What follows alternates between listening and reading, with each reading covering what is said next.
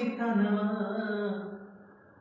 कनवा भर गइल रे भैया हो।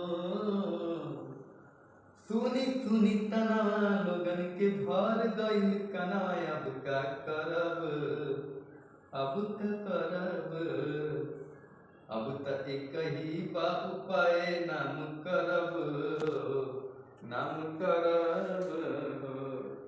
जे जे हसल बाटे हमरा ऊपर ओकरा के करब, ओकरा के करब।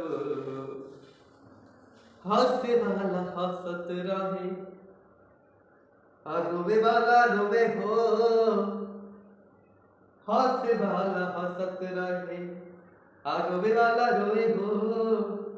हमके खुशी ता होला अब कैसे रहे हो, अब कैसे रहे हो।